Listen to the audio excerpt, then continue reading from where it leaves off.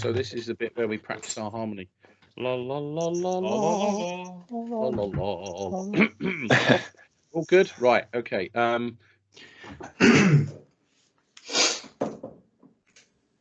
all right, Dan? Yeah, I'm right. Standard opening. Go for it. Just let me find my. Really? Darling. Sorry, it's the actor in me. I don't get to do this that often. No, I do. And. Hey, by the way, in that recent, when I came into your asset management one, I go, "What the fuck have I just walked into?" You didn't edit that out. Gentlemen, are we ready? Shall we put our best impressions? Same order, is it? You introduce me, then John, then Dan, then Richard. Well, unless somebody else wants to open this. Nah, you do it. Fucking hell. You're the best, mate. You're the best. Seriously? You're just so good at it. Well, okay, fine. Right, okay, right. Well, I'm sorry, but this is it now. I'm putting my foot down. You fuckers need to start introducing me. Right, anyway, I'll do this one now. But anyway, Anne, 5.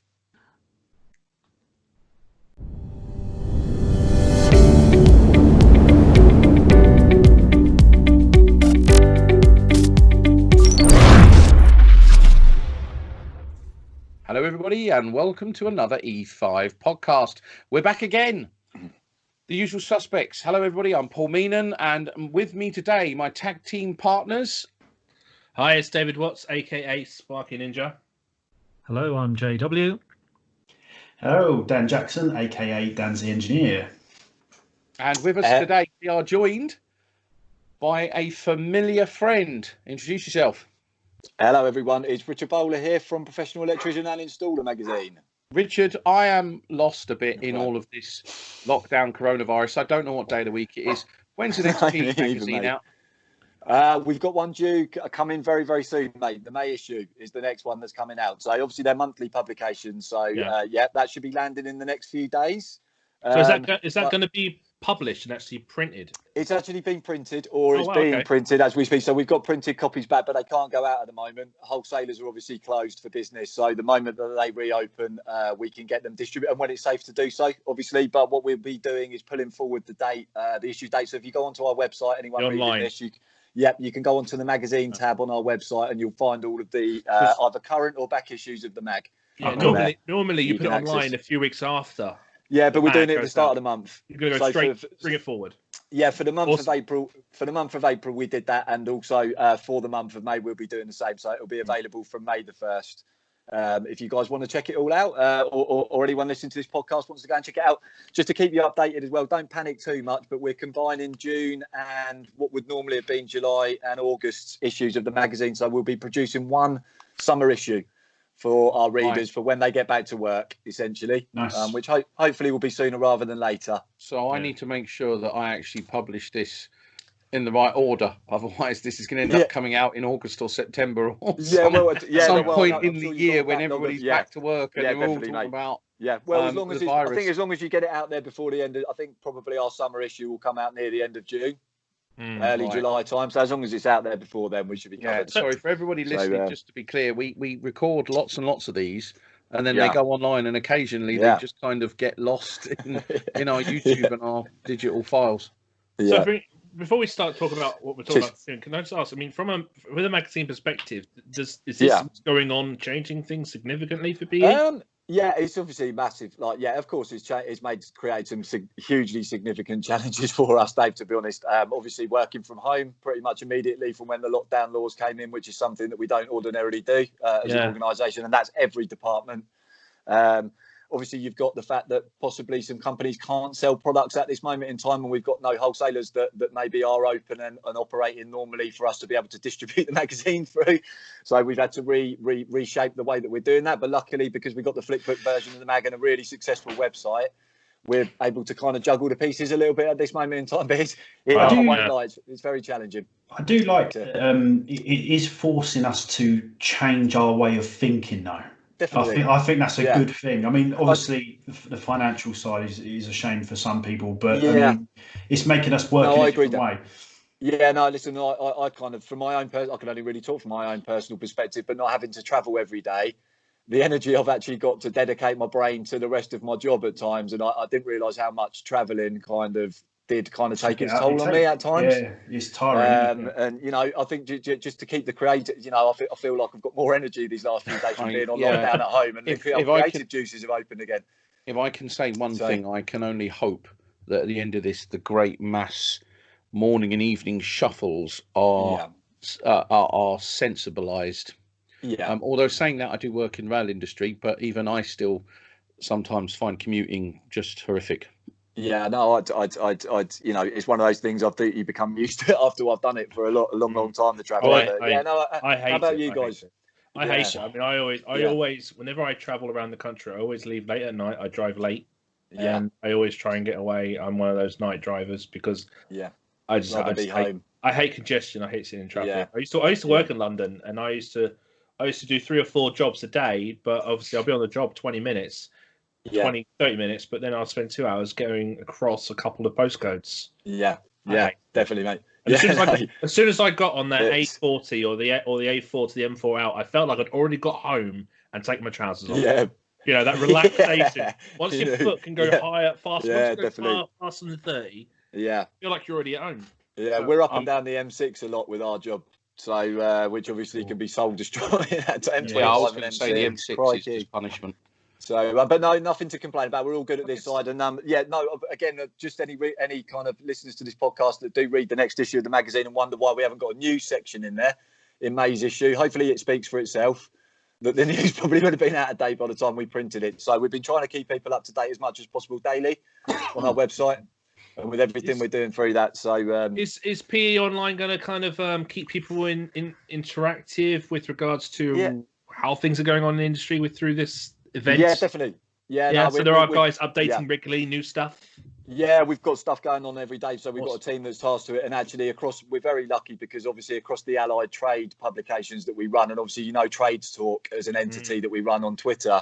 We've got guys that, because a lot of the laws and everything can cross over into different areas of construction. We're sharing a lot of the COVID updates with each other, trying to help each other out as much as possible with the information that's relevant across all the industry. So we're very lucky in that respect. But again, with Trades Talk, I think that you do that thing every Tuesday night. That's gonna be great for mental health for the guys who are stuck at home. Yeah, definitely, mate. And I think it's just trying to find new ways. Really, we've had the digital products and platforms for a while now, and obviously their prevalence has been raised significantly just over this short-term period. So it's just about making sure we're flexible and can use them in a different way.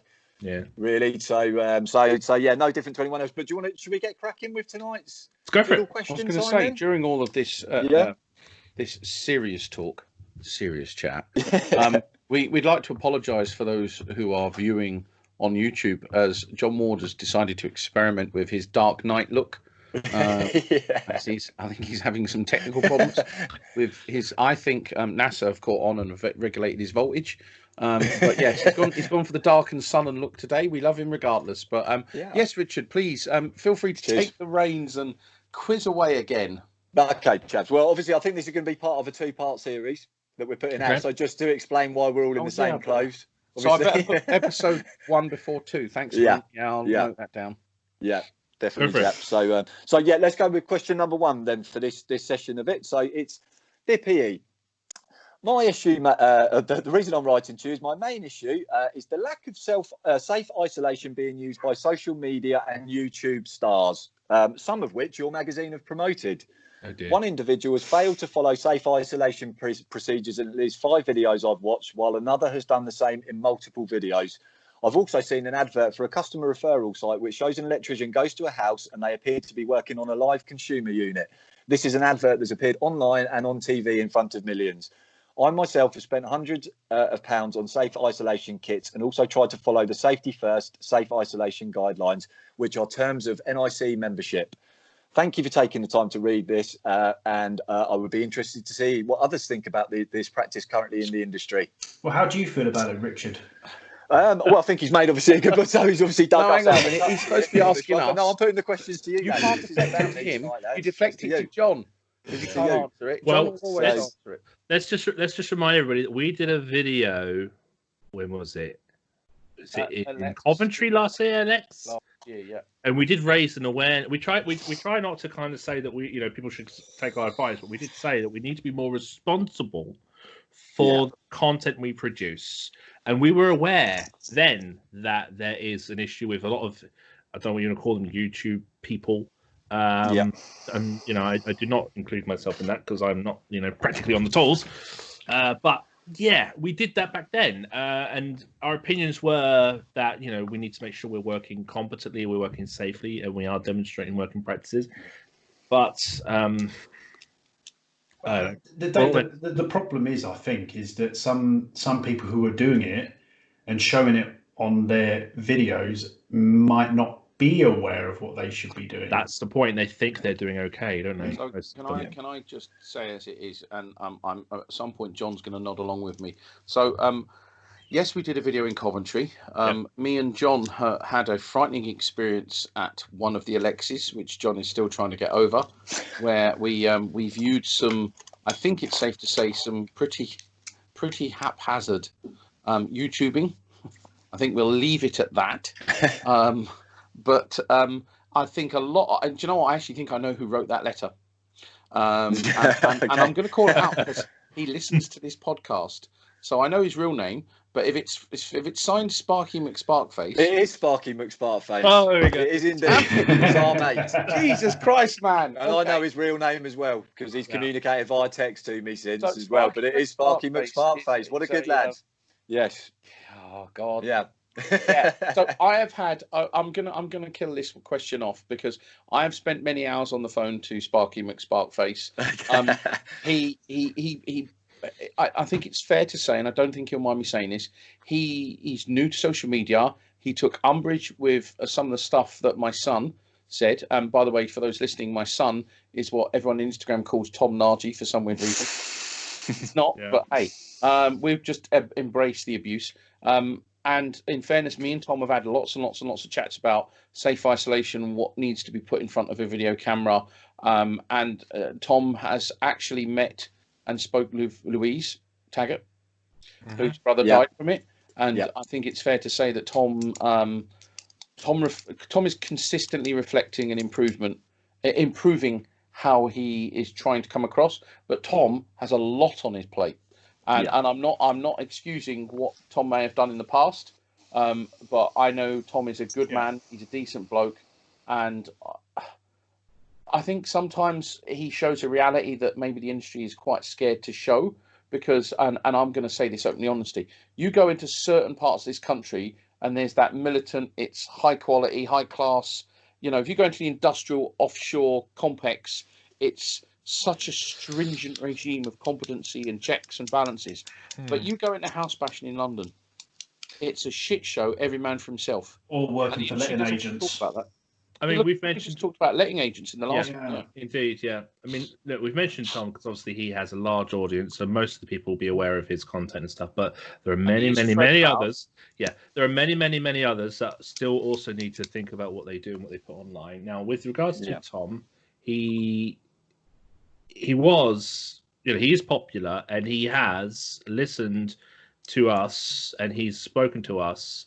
And I think he has actually really responded very positively. But I'll be perfectly frank. I've watched his content as a fan of it for a long time. And every time I see him do stuff, I completely understand a lot of the things he does because I know the working world. I know what it's like in the domestic sector. I know the difference between working through a commercial environment where you've got to go through 4 or 5 permits of authorization, procurement checks and insurance checks, and then working in a more hustle and bustle London housing area or smaller scale systems where there's a completely different approach to the work. And it's a case of finding that fine line.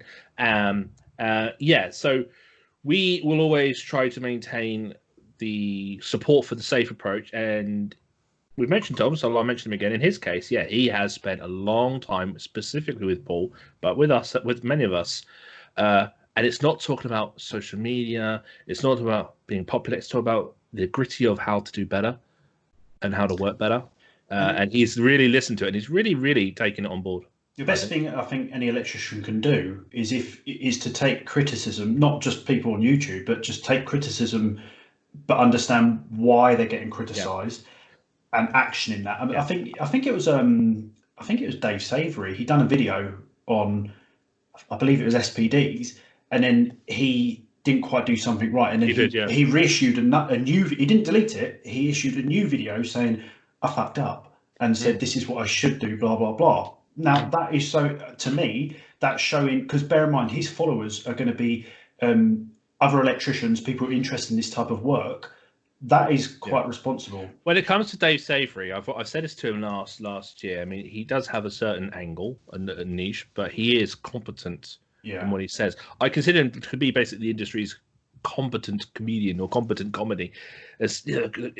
The competency is there. He comes up with some great content, but he puts that twist on it. He puts that twist on it for the. But he does the work as well. He does a phenomenal amount of work to write his scripts. A lot of it he actually, because we've had a chat as well, and a lot of it he writes. He writes that. He scripts it. He reads it. He does. You can tell when he records it. But again, I mean, I learned a lot from. He did a great video recently on capacitance and about lighting. And he just showed about, instead of electromagnetic fields, he just showed electric fields and capacitive, and where you may have flickering on your LED. There's a huge learning curve with this content. And I think the problem we have with, especially with people on social media, if they have a lot of people following and they have a lot of engagement, a lot of people will immediately try to pull them down if they find any inaccuracy, and I mean any. I get guys messaging me about a training thing I recorded 2 years ago, and I'm like, mate, I ain't got a freaking clue what I was talking about 2 years ago. Because as we said in our prior one, we do the CPD ahead of the work, because we do so much of a scope. We can't know everything about everything. We know a little about a lot, and then when we deliver some material on site, we do our work first. And so people will send me a message about something, and for me to answer that positively, I've got to spend hours researching the work I did to then record that back then. And sometimes I'm just not going to do that, and I'll just have to take their word for it. But when it comes to working, we've shared a number of channels with each other when we see, because again, there's lots of people now creating their own content, their own new channels, their own new work, and for some, all they can do is take their phone to work with them, record and upload, and they don't really quality sure what they do. And there's lots of examples of very poor practice being recorded and uploaded. But that goes back to our video last year, where we just wanted to let people know that we just need to take that moment to think about what we put online. It's going to stay there, people. I mean, if we think we can just remove it from YouTube, people can record stuff as well. So okay, chaps, anything else? Was it fair to say, hang on, sorry. I think it's fair to say the difficult thing is, and I think we're all guilty of it as a trade in general, there is some stuff on YouTube that you can watch and you can cringe all the way through it, but it's what you do with that afterwards is the measure. I think the hardest thing is there's definitely, I've watched YouTube content where I have reached out directly and given feedback and advice, but it's absolute tipping over eggshells almost. And look, I don't mean any offense. I'm not telling you how to do your job. I don't want to tell you how to do your job. What was your thought processes here? Are you aware of stuff? I've seen YouTubers where they've actually asked for help on their videos. Go, what are your thoughts? And I've messaged them. I've got on the phone. We've had some really good chats, and engaged and helped them. And it's very easy to criticize. And I think there's only probably, I think it's fair to say, maybe one or two which should just literally have their phones taken away from them. Yeah, there are some that are very ignorant to it. But to conclude this question, the probably the biggest YouTuber at the moment had an issue, and did we communicate with him first, or did he communicate with us, Paul? I can't remember. I don't even know who. But it's been a lot. But yeah, he's pretty much always in communication now, and we've got to know each other very well. And yeah, it's just improved learning. Oh yeah, you mean? Oh right, yeah. No, how?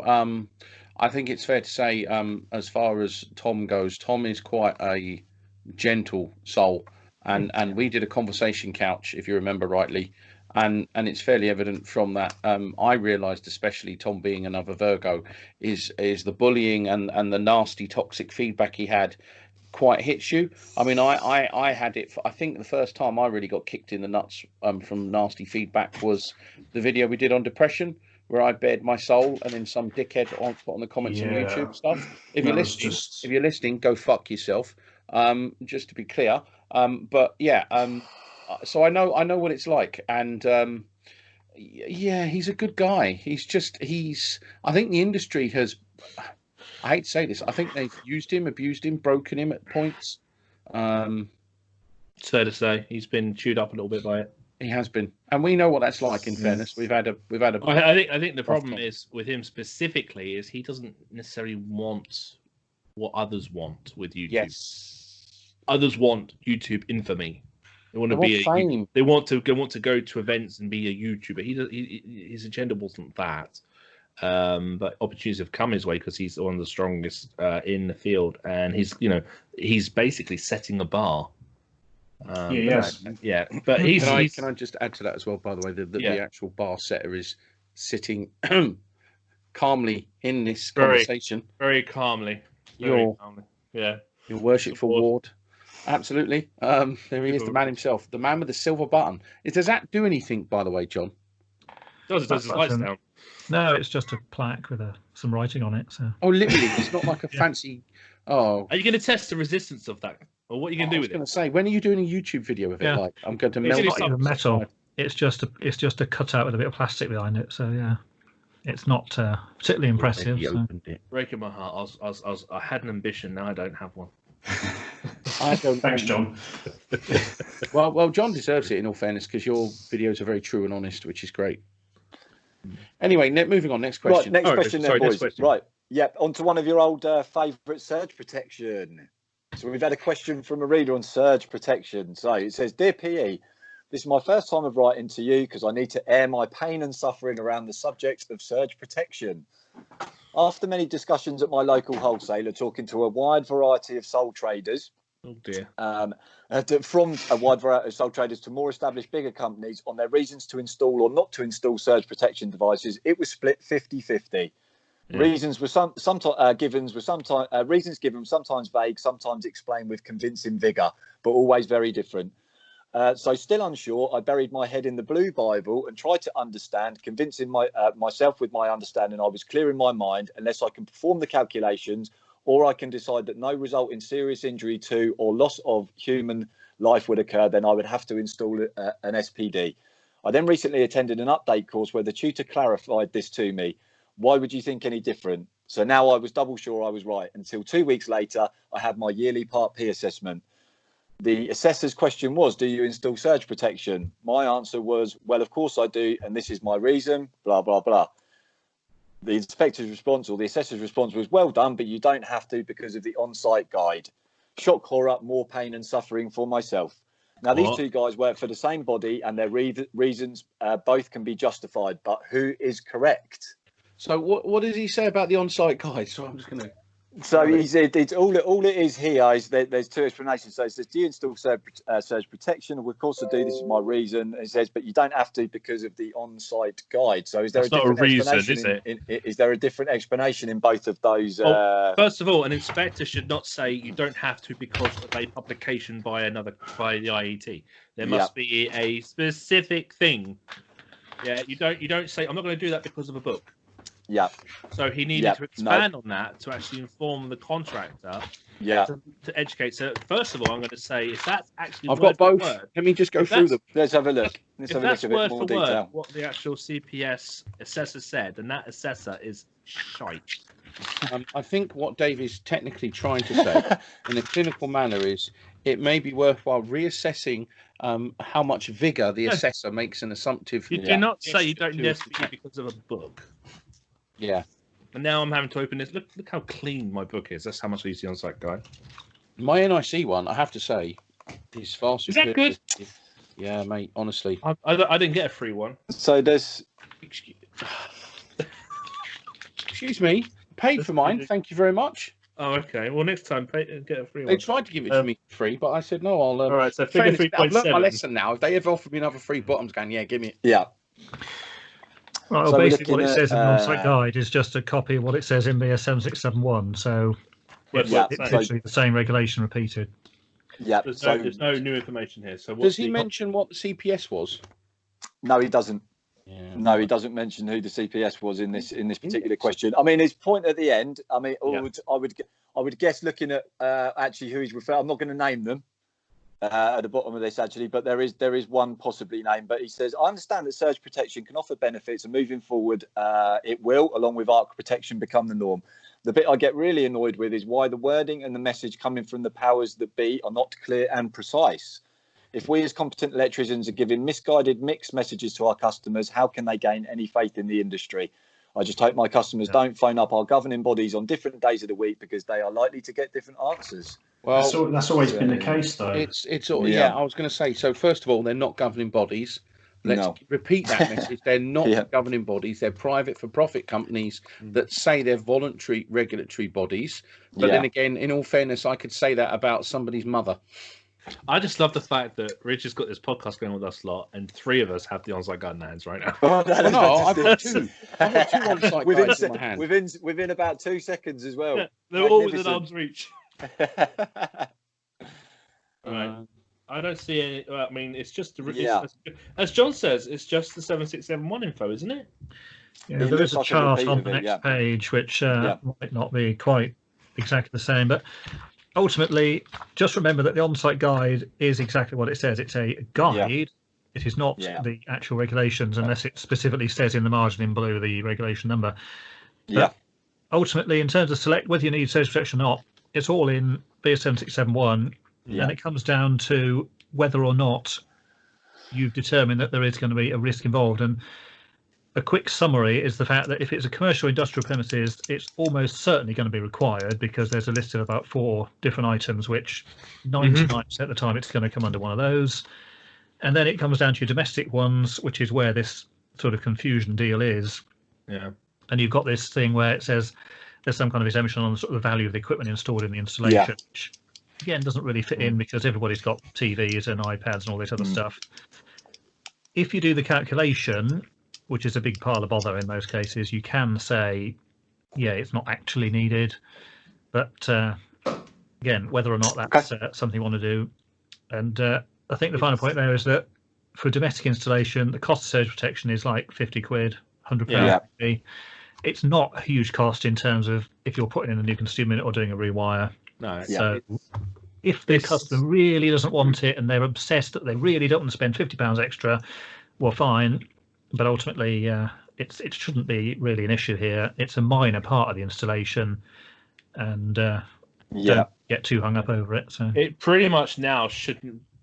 I mean, we've done podcasts with this prior, and the time it takes to make this decision about assessing risk. And the point of assessing risk is to assess risk to not need the protection. Yeah, just install the frickin' thing. Yeah, you know. Yeah. I think this might be the point he's trying to pick up on. I think is by looking at the points. I'm just looking at a couple of other details he's put in the email. It's essentially that he's looking at the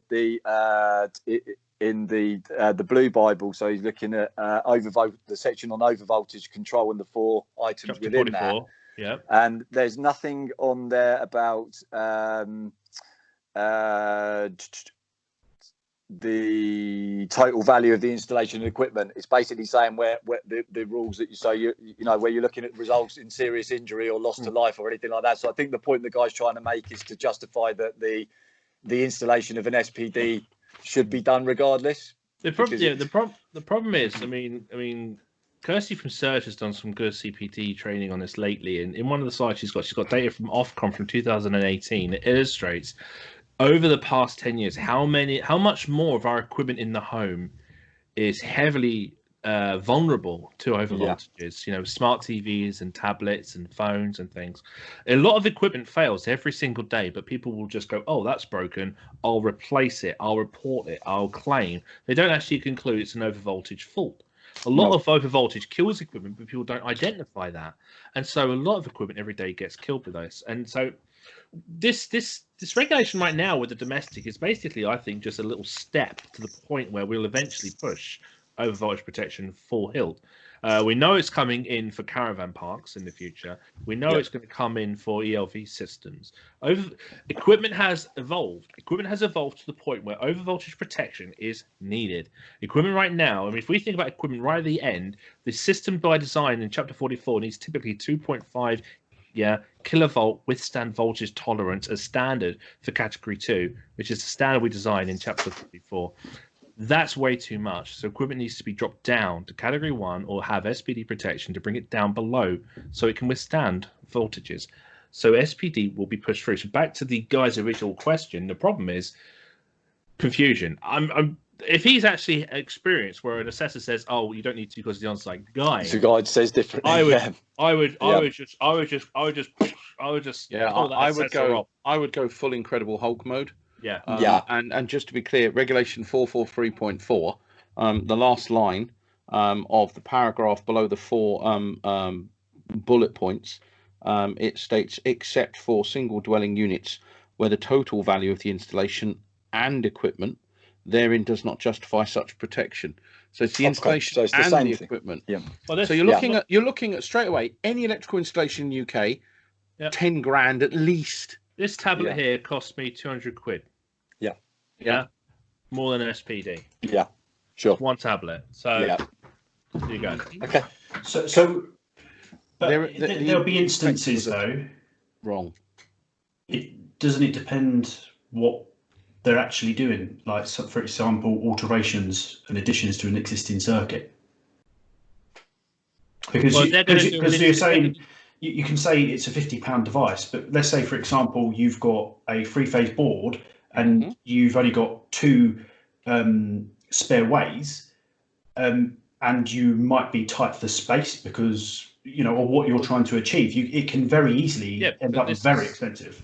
Fundamentally, if I'm going to design a brand new circuit, it must comply with BS 767, including the fundamental principles which requires protection against voltage disturbances for that circuit. Now, if the process of achieving voltage protection for that circuit results in providing over voltage protection for the whole system, so be it. But I must provide for my unique design, for my one single circuit that I'm going to install, a consideration of over voltage protection. If I'm installing one single circuit to feed a fixed piece of equipment which costs 15 quid at Lidl's, then maybe not. Maybe not. But that's it. If the equipment is open to use of exceeding any kind of value that is offset against an SPD, then that's the point. Yeah. But any new single circuit would have to be designed on a complete entire 7671 design. We can't just say it doesn't apply because it's a single circuit. No. Regulations 133.3 and 133.4, prevention of harmful effects. All electrical equipment should be selected, not cause harmful effects, other equipment or impair supply during normal service, including switching operations. The 13216, if you're altering installation, but the fact of the matter is, this is some of the biggest problems of electricians nowadays is we're terrible at risk assessments or we're completely unfamiliar. So we need to massively improve those skills. But more importantly, the alterations and additions, it's not a curse, it's an opportunity. If you are a competent duty holder in that house, you should be checking the bonding first, or you should be taking you should be flung out the door. Right after that, you should be looking at what you're doing, what the extent of the alteration addition, what the intended use of the installation is, and if you're doing an alteration to a ring final circuit, that's fine. As a competent electrician, one of the things I would do is I'd walk in and say, right, I'm going to do this, this, and this. Just to be clear, I've noticed just from a visual inspection, you'll need the following bits. I'm going to note it on my certificate. There is no surge protection. There is, there could be type 2 on the board. There could be type 3 on the telecoms, the BT wire, etc., etc. This is just good practice to bring you up, and more importantly, just for your information. Now, it's down to them as to whether they ask and inquire whether there's a cost, but you've noted it. One of the struggles a lot of electricians will have is explaining the purpose. Now, going to an installation that's 15, 20, 30 years old, which has got let's say it's got a split load board, RCDs, and now I'm going to say you need SPDs. We say about retrospective, but fundamentally, when that installation was initially installed, the refrigerator didn't actually necessarily have to talk to the internet. No. The washing machine didn't have to have brushless DC. All this stuff that they now go out and buy if they upgrade didn't at the time didn't warrant a huge demand for protection. Richard, I can't remember who did something. I think some guys on social media were measuring leakage from their devices at home and finding there was a lot of DC. But if anybody does struggle with this, the easy thing is if you message us on info@e5group.org.uk, I'll happily provide you with Dave or John or Dan's number, and they can ring you up every morning until you do get it. Just go through it with you, step by step. Bless you. You'll be okay with that, chaps? John, you'll be all right with that, wouldn't you? Yeah, no. Yeah. I wouldn't do that to you. You know, I wouldn't. That's the point. Is I mean, we're here to help. We're worried about implementing change that the rest of the industry doesn't agree with, or doesn't understand. Yeah. Instead of being at the forefront and being actually confident, and Paul said it with risk assessing, we don't quite understand the point of this, but we need to just look around the house and look at if you're with a client right now, look at their TV, and just without being awkward, just say is that a new have you got a new TV, or are you going to do a new one? You go for a smart TV. Tell them talk to them about current technology, and tell them how it's different to prior technology. And Dave, it's okay as well for people to do this and for the clients still to say no. This is about you. Yeah, of course. But this is about you tailoring your behaviours to do the right thing every time. But this is we in the last podcast we done with Richard. Obviously, we're talking about letting agents dictating a certain price for a property. Every property is different, even if it's a 2-bedroom house or flat or whatever. Every property is different in how it's used. So it's individual, and it's down to the inspector to kind of make that judgment. Sorry, we've just been invaded by Spot the cat. Data, sorry. What do I call Spot the cat? Data. John Ward has just been... John, what's going on? Was that Data? Yes, it was. It's okay. It's okay. Data's more than welcome. We should get a guest slot with Data in and Bella. And Bella's just sat on... You can actually see her in the video, I think. She's just sat on the couch. Yeah, you can. She is listening and learning. She will be facing a test and an exam. She gets her dinner tomorrow morning. This evening.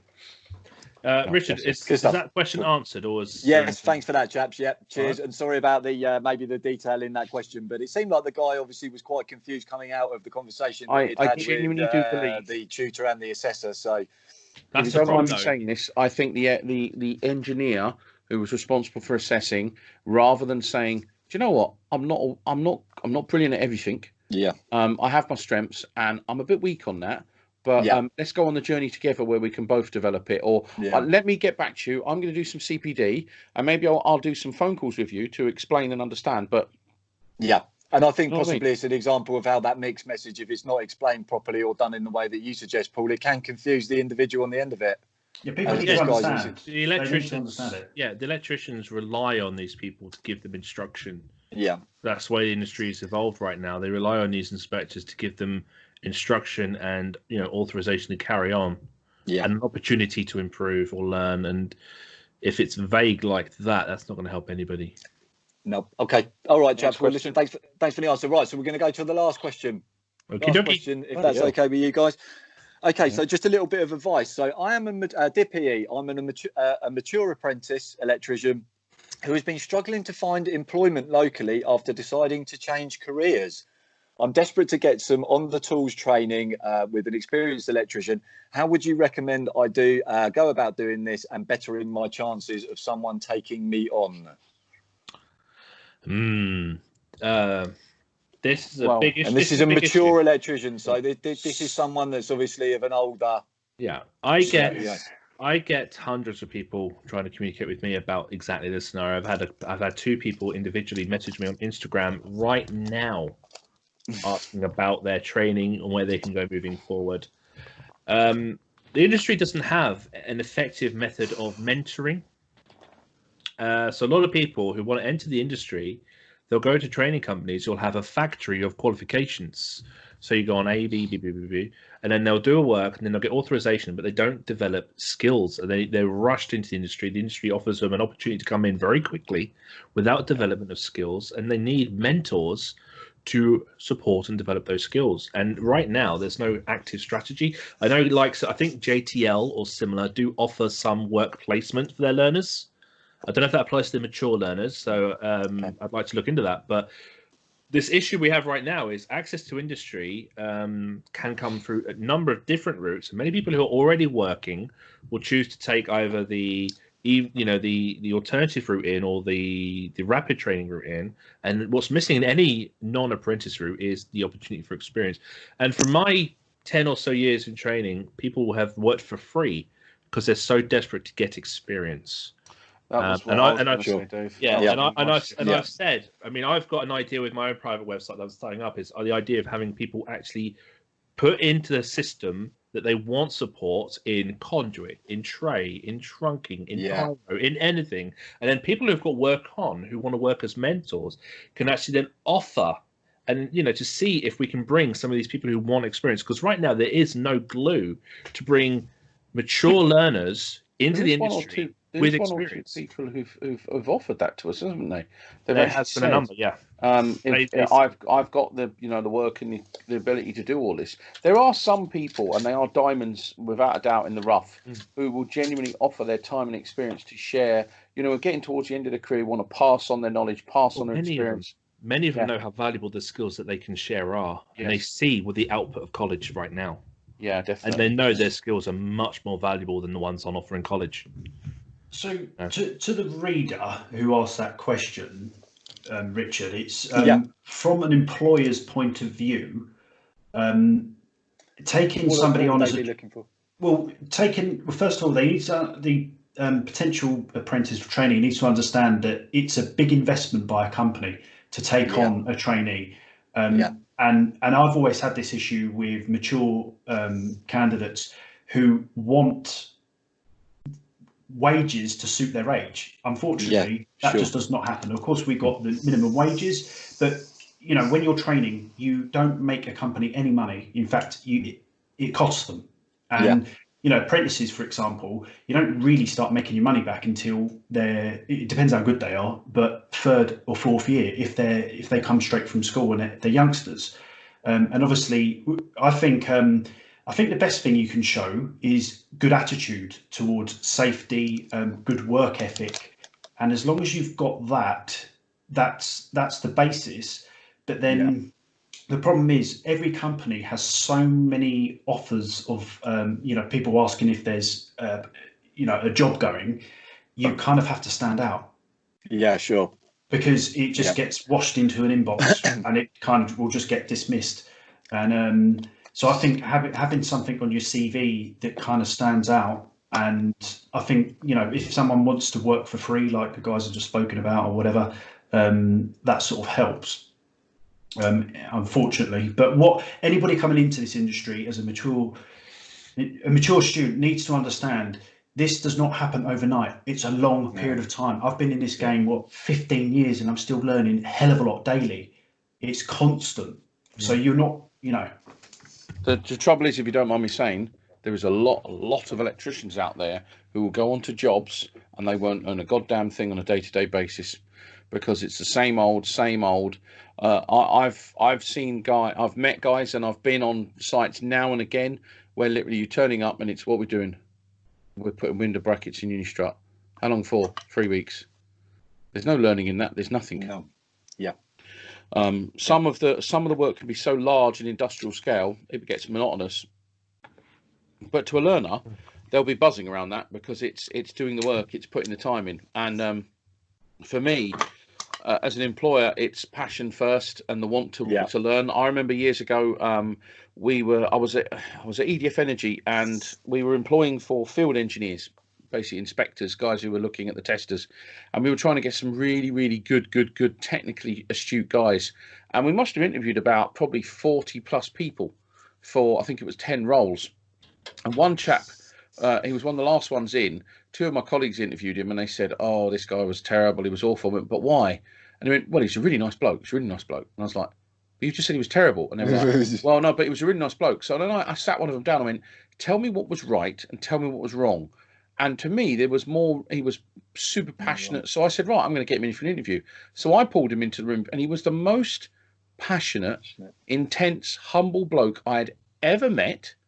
He technically was the weakest of everybody, but that was fine because we could have helped him with that. Work with that. And transfer skills. Yeah. He managed to win the hearts and minds of one of the most complex unionised jobs there was. Everybody loved him. Nobody hated him. He turned out to a cracking field engineer. He did exactly what we wanted when the technical guys were struggling because they weren't able to get the hearts and minds of people. So for me, if you're looking to get in, I would say you're going to have to at some point consider taking a plunge and volunteering yourself. But then again, I think electricians who generally want this industry to improve, this is where you need to play your part and offer your services for people to come and work with you, share your knowledge, even if it's on a semi-paid, unpaid. That's something the industry bodies should be doing more, is saying, look, does anybody have space for adult learners and trainees to come and work with them for a small, even a 6-week period of time or whatever they can afford to do? You never know. You may strike gold. I think that should be, I'll be honest with you, if I was in government, I would turn around to a CPS and say, you can't be a CPS unless you invest in the future of the industry somehow. Yeah. Let's shake the systems Putting it back into it. Yeah. What you take must give back in some form. It's some of the look at mineral insulated cable, pyro. That was an art form, a skill set that our industry has nearly killed off through value engineering. Well, we can see a couple of guys like Richard, for example, right now. You know, they're celebrating the skill by doing videos on it because they know it's going to be a forgotten skill if it's not already. You know, I've worked with people who've told me, and I've sent you some of the examples where they weren't even performing armored in the training. They were given pictures and they'd write the process, but they didn't practically do the process. Yeah. You know, training itself has a lot of our attention because it does create a lot of the problem. You know, because training equals authorization, and when we talk about CPS authorization, if you don't have that, they'll mention 2 years of experience, but then a lot of that is evidenced through a written chapter. You know, there's no performance assessment of skills. Well, shall we now seek the word according to John? Yeah, this thing about if you're going to say contact companies to sort of offer your sort of even volunteering or doing it for free, don't just print out a load of crap CVs and post them out to all these companies at random, because I get some of these in the post and I'm not in a position to take people on. Do you really, John? And can I send you my CV? I would love to work on the tools of you. And a lot of these, you can tell that they've literally just printed out like 300 of these, looked up every electrical company in the area and sent them out to them. That doesn't achieve anything. Make it a bit more personal. Yeah, you've got to look at who you're sending it to, find out about the company, and then actually send it in and actually think about what you're writing on it. A lot of companies are putting their work online. You know, you could research a company. You can say, I love the look of the work. Yeah. Excellent place. Or this the plumbers and the gas fitters are leaps and bounds ahead of people about. They actually show that you like the company. Show you an art form. And that's what I like about them. For me, I mean, I got my plumber from Instagram, and the man, literally, everything he does, it's a work of art. It's fantastic. If I was to send a CV off today to companies applying, I mean, it would be companies like P. Burke and Sons up in the northeast near me. You know, those guys. Amazing. Yeah. You know, whether they've got work or not, I would send them it to see if they have opportunities for me to work with them, because it's a good team of lads. They've got great tools. They've got great craftsmanship, and they're just, you know, the work they do looks class because I can see it. And I could tell them, you know, that work here was great. That was, you know, the way you did that was great. And, you know, I can show them that I like the company. If I just send one email to a mass, and a lot of people do that. Everyone's good at that, I think, about sending. You know, they put the effort into creating their generic thing that tells them not enough about them themselves, and they shove that in as many inboxes as they can and hope for a response to bounce back. So, and it just doesn't work. And even some of the ones I've had, even what they've actually written on their CV it's just irrelevant to like the electrical industry completely. And they've put in things like what GCSEs they've had, and you look down the list and it's like, well, where's things that are relevant? Where's physics and where's your all this stuff? It's like, it's not there. And then they write this sort of little paragraph about what interest they have, and it's like, who cares? I don't care who, like, whatever that is. It's unrelated to electricity in any way. So there you go. At the same time, if you want to get opportunities to work, add a bit about your efforts to gain CPD, your interests. Yeah, you can say that you like karate and stuff. That's not really going to hang on a minute. Hang on a bloody minute. Hang on a bloody minute. Hang on. So I've literally just gone into iCloud and I was about to send my CV to John Ward. He's now just said they don't even have GCSEs in subjects. Well, I don't have GCSEs, John. So you've just broken my heart, and now you're talking about ninjas, and I'm not a qualified ninja either. So screw you and screw you. Anyway. Yeah, so I mean, back to the beginning of the question. I think Paul and I have come to the same conclusion here: is that the industry needs to do more to promote the idea of a mentorship strategy to provide skills to people. A lot of people are taking it upon themselves to look for free work. I've been seeing that for 10 years or so.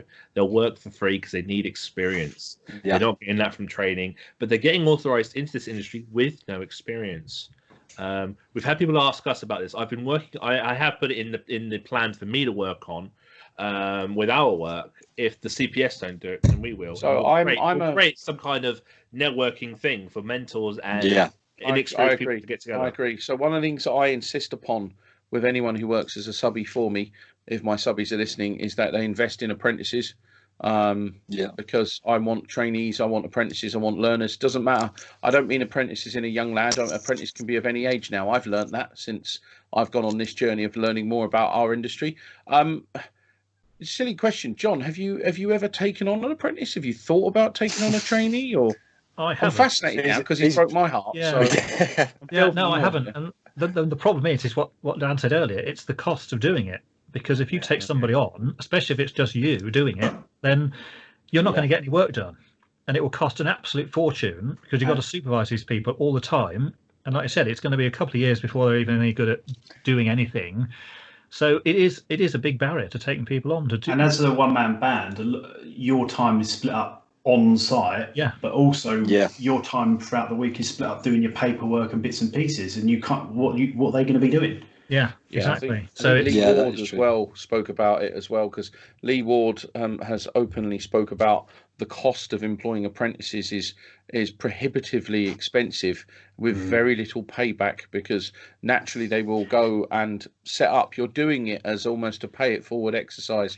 And I thought out of all the apprentices I've had, out of every single one, there was a couple towards the end when I left my previous business that were good. But prior to that, I only had one who I thought was any good as an electrician, give him a van and everything else. And what did he do? Fuck off to Australia. And now he's working in Australia. And so a lot of them, they qualify and then they go traveling because they're at that age, they get their qualification. And a lot of people, it's that whole thing. I'm going to get my gold card and that's it. That's my golden ticket. And that's what people think. But it's not. It's barely the start of the journey getting that gold. Yeah. I've got hundreds, actually probably more, probably thousands of people in my 5 or 6 years of messaging. I can Facebook, WhatsApp, of people who they've gone to a company that's offering a career change. Give us your money, go on a career change. I've got right now, he's asked for it to be quiet, so I can't give you any details, but he's talking about several years ago searching how to become a qualified electrician, ended up enrolling on a 10-week course with a company called, as you know, probably the biggest mistake I made. He's told me about the qualifications and he's told me about him getting approval for a competent person scheme, but he's got no experience whatsoever. And he can't get any experience. And he's tried to work, and he's done some work for free, but he's trying to find out how to move forward. It's a huge gap. As an industry, we don't help ourselves. I'll be honest with you.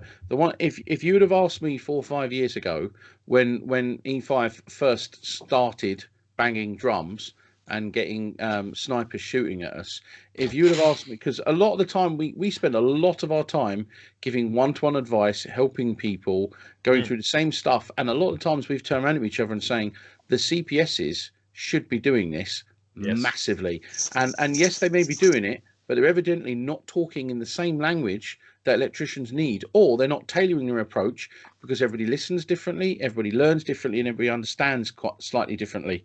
And we are swamped now, isn't it? I mean, this year's less is more.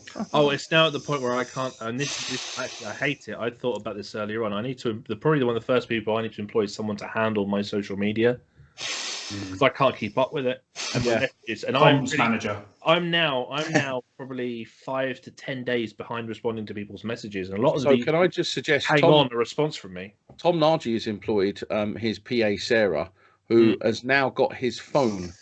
And she is his first base filter of everything and anything. And in all fairness, Tom's been, he's been with her. I think he's been with him a while. But he now couldn't do without her. She has taken so much pressure off him. And Dave, I genuinely do think you need to employ a full-time social media. It's one of those things though. Like what I found running a business was that that time on the phone is so precious. You have to be so strict with what you do, and you need that filter system to go, yeah, we're going to spend time with this, or no, go away. Here's some research. Here's a friendly email to say thanks, but no thanks. How do you guys find it? I mean, because the E5 stuff, we get a decent volume of traffic now on the E5 Twitter and Instagram and the info app, which at some point I will sit down and do loads of letter sending and sticker sending and all the rest of it. How do you? I mean, Dan, how do you find dealing with social media, and John as well? How do you guys find it? I daily I get stuff about fire alarms, and it's always electricians wanting to know stuff about firearms, and it is tricky. You are Mr. Fire Alarm Dude. Sorry, you are. It is tricky, but it's hard because a lot of people I do say, look, I'm so sorry, I can't answer this right now. I try my best. Some people can get a bit arsey as well, and it's like, I'm doing this for free. Like, I've had that on Instagram where people have messaged me at like 11 o'clock at night and said, can you tell me this? People will send you a message, and then about 35 minutes later it goes, oh, all right, then never mind. Yeah. and you're like, dude, I can't dance to the beat of your drum. I can't. Maybe we should put that on our social media feeds at the header. I can't dance to the beat of your drum. Patience is the first test when engaging. But that's why that's when I used to do a lot of videos, because I would get a lot of people come to me with the same question and just pump out the video, job done, have that. Well, I did the right thing, like with regards to creating my Facebook group and Discord, because I can get the right people in the right location. I can kind of then not be the Deirdre to these people. I still get emails. In all fairness, I still get that, but having those little communities allowed me to do that. If you don't mind me saying, John, sorry, David's Discord, although John is in it as well, John's in it, is this amazingly private breeding ground of intelligence and competence.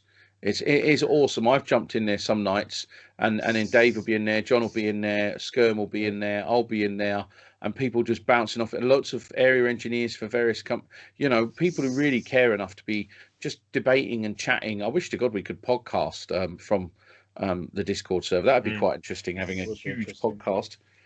John, how do you find social media? Because I hate to say it, John, and I'm not feeding your ego, so don't think for a minute I am, because you won't take my CV, but how do you find it, Mr. Silver Button Man? Well, all of it, the thing to do is to not sit there like all day and all night continuously looking at the messages and replying to it, because if you do, you'll be stuck there permanently, literally forever. Yeah. So I just generally do some of it, like if you put a video out, for example, there's going to be comments on it, so I'll just go in there, do the comments for a certain amount of time, and then say, well, we're just going to leave that now. So a couple of hours later, might have a look at it again, and that's how I do it. So it's like, just do a bit here and then leave it and then come back to it, say 3 hours later, the next day, whatever. Because if you sit there and then look at the comments coming in and then put it in and then people reply, you can literally be stuck there and trapped permanently. So I learned nothing else doing that. I learned that you can switch off notifications for YouTube, which is kind of cool, to be honest, because what I can randomly do on if I've got nothing on for 5 minutes, I'll dip into our YouTube videos and look at the comments there. And see who's commented, etc., etc. Fun enough, our mate Sparky McSparkface comments on our videos, which is great. But yeah, no, it's it's tough. Yeah, it is. Well, you've been kind enough to give some free advice tonight, chaps. Anyway. Yeah, I think with that last question, though, unfortunately, the industry, something needs to be created to help these mature learners I do agree. Gain experience, because right now the solution is being improvised. But also, we don't want to throw away the opportunity to have good guys and girls coming in as mature. We need that. We need good skills. I would love to. I don't know if I'd be allowed for an insurance purposes, but I would love to take gangs of, say, 10 adult learners at a time for 6 weeks onto a project with a number of electricians and say, right, you're going to assist the electricians doing this.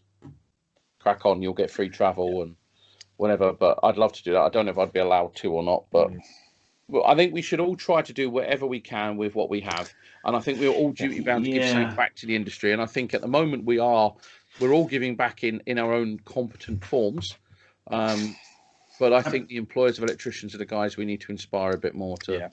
And Paul, on that, saying giving back, what we got really, everyone needs to realise that we are in this industry. It's our industry, and if we want it to be better in the future, we have to think about what we're doing now. Our actions. It's like what we're talking about, the plastic stuff. Like if we're producing loads of plastic and we poison the waters and we poison everything else, that it's all fine now because we're producing cheap plastic, but in the future we're going to suffer. So we need to think about the future. No, and you're right. And if we're producing cheap electricians with not much training, we're going to suffer in the future. And let's be perfectly frank, 20 years ago, we were banging out cheap electricians. I think we're already seeing and we are suffering now. Yeah, we're already seeing that now, I'm afraid. Oh, that's a valid point. Thank you, Richard. All right, chaps. Yeah, good stuff, chaps. Definitely. Good to see you all. Series of podcasts. Make sure these go out in the right order. This is actually quite fun. We'll have to. Should we do another one at some point? Get some more. As many as you want over the coming months and years. All right, boys. Well, thanks for that, Richard. No problem, chaps, and we'd love to do it again at some point. Awesome. Cheers. Right. Final thoughts, chaps, before we close this. No, I mean, we're going through a period of uncertainty. Looking forward, don't know what's going to happen. Glad that P's going to crack on bringing us some digital copies in the future. Yep. I like the digital copies. I like more of these to come in. I enjoyed this, so right out to you guys to write some more questions for us. Yes, yeah, indeed. Definitely. Any PE readers out there listening to the podcast, obviously, get in touch with us as well directly, and we can put some questions over to the boys at different times, or they can just fire them over to you guys. Well, we don't answer our emails, not deliberately, just because we're so busy. And if you send John Ward a CV, it will be deleted. It's probably already deleted one of junk box spam. Yeah. He's spammed me already. That's why I ring him directly now. But in all fairness, my phone calls to John are just like, right, get. I don't want to waste any of his time. No, almost trying to ring up royalty at times. Sorry, John. Yeah. It's like these time wasters who put their interests on their CVs, John, isn't it? Yeah, that's a waste of time. Yeah, okay. I'll just remove John Ward from that. Not my one. Right, anyway, chaps, this has been a good one. Thank you very much. Great to see you all. It's been a privilege. Cheers, guys. Richard. Stay safe. Yep, stay safe, and boys. for those listening, thank you for listening. Please like and subscribe on whatever platform you're on. And until the next one, take care of yourself and each other. Bye-bye. Goodbye. Bye.